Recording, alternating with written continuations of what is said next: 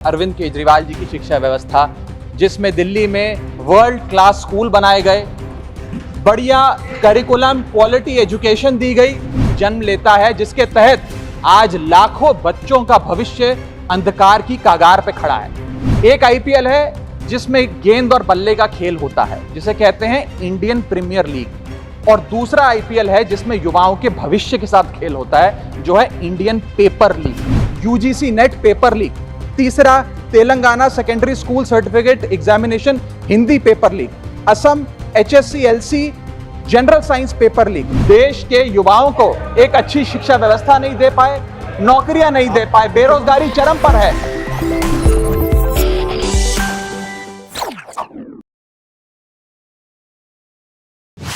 माननीय रामचंद्र जांगड़ा जी, माननीय रामचंद्र जांगड़ा जी, माननीय रामचंद्र जांगड़ा जी नहीं उपस्थित हैं। माननीय राघव चड्ढा जी 6 मिनट। सर, क्योंकि मैं सदन का सबसे युवा सदस्य हूं, मैं अपना दायित्व और अपनी जिम्मेदारी नहीं निभाऊंगा अगर मैं आज इस देश के युवाओं का सबसे ज्वलंत मुद्दा जो है उसे ना उठाऊं। सर, इस देश में 2 शिक्षा व्यवस्थाएं हैं।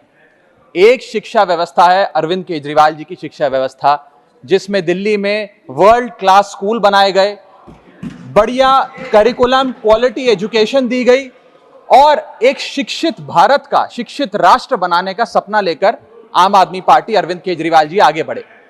एक दूसरी शिक्षा व्यवस्था है सर, जिस शिक्षा व्यवस्था में परीक्षा शिक्षा माफिया जन्म लेता है, जिसके तहत आज लाखों बच्चों का भविष्य अंधकार की कगार पे खड़ा है। मैं बात कर रहा हूं नीट यूजी और यूजीसी नेट की, जिसमें कुल मिलाकर करीब 35 लाख बच्चों का एग्जामिनेशन हुआ।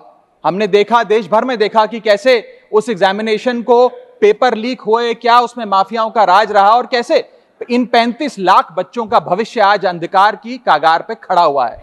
वो 35 लाख बच्चे आज इस संसद टीवी को देख रहे हैं इस उम्मीद से कि शायद उनके अधिकारों की, उनके हकों की बात होगी।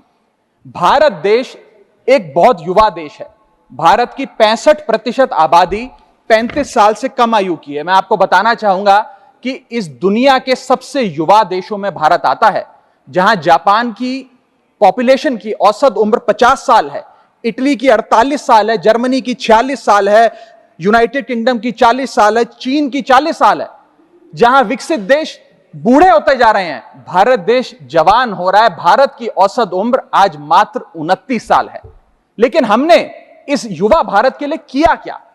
मैं आपको बताना चाहूंगा कि भारत में दुनिया की सेकेंड हाईएस्ट स्टूडेंट पॉपुलेशन है। अगर आप प्राइमरी, सेकेंडरी और हायर एजुकेशन को जोड़ लें तो कुल मिलाकर 31 करोड़ आबादी भारत देश की स्टूडेंट्स कहलाती है, यानी कि पढ़ाई लिखाई का काम करते हैं।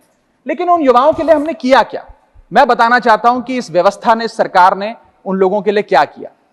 2 आईपीएल हैं सर इस देश में।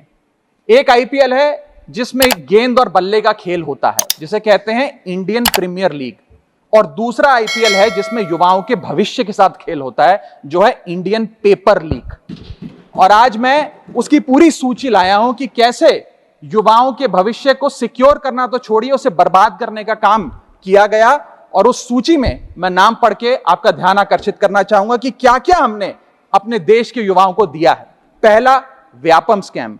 दूसरा, यूजीसी नेट पेपर लीक। तीसरा, Telangana secondary school certificate examination Hindi paper leak. Assam HSC-LC general science paper leak. Uttar Pradesh लेखपाल recruitment exam paper leak. Rajasthan forest guard recruitment exam paper leak. Bihar public service commission exam paper leak. Gujarat head clerk exam paper leak.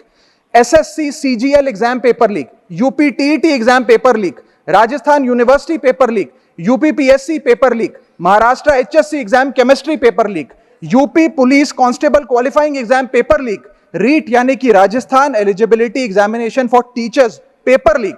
Haryana police constable exam paper leak.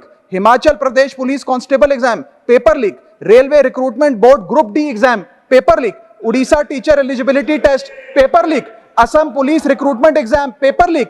Bihar board का 10वीं कक्षा का भी examination paper leak, Telangana SSC exam paper leak, Karnataka SSC LC exam paper leak, Delhi university law entrance exam paper leak, Jamia Millia Islamia entrance exam paper leak, UP board exam mathematics और bio का paper leak, Rajasthan teacher recruitment exam paper leak, और इस साल का NEET का 2024 का paper leak. माननीय राघव चड्ढा जी, ये ऑथेंटिकेट करके आप यहाँ मैं दूंगा सर, सारे रिपोर्ट दूंगा। थैंक यू सर, आज हम अपने देश के युवाओं को एक अच्छी शिक्षा व्यवस्था नहीं दे पाए, नौकरियां नहीं दे पाए, बेरोजगारी चरम पर है, ऑर्गेनाइज सेक्टर की बेरोजगारी चरम पर है, और अनऑर्गेनाइज सेक्टर की तो आंकड़ों की क्या बात करी जाए।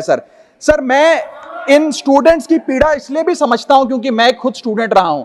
इस देश की सबसे one of the most competitive examination chartered accountancy को क्लियर कर यहां पहुंचा हूं। सर, मुझे पता है कि क्या पीड़ा होती है जब सालों की आपकी मेहनत पर पानी फिर जाए क्योंकि एक एग्जामिनेशन, एक पेपर लीक हो जाता है। तब सिर्फ दिल नहीं टूटता, विद्यार्थी, एक इंसान पूरा टूट जाता है, उसका मनोबल टूट जाता है। आज उस मनोबल को हमें सबको मिलकर एड्रेस करने की आवश्यकता है, और आज मैं उन युवाओं की ओर से नीट से संबंधित उन 35 लाख स्टूडेंट्स की ओर से सरकार से 5 सवाल पूछना चाहूंगा। और वो पूछने से पहले ये बताना चाहूंगा कि एनटीए, जो जिसे नेशनल टेस्टिंग एजेंसी का नाम देके जिसका गठन किया गया था कि वो युवाओं के भविष्य के लिए कुछ कारगर कदम उठाएगी, एक ट्रांसपेरेंसी से एग्जामिनेशन कराएगी, उस एनटीए का फुल फॉर्म आज नो ट्रस्ट एनीमोर हो गया है।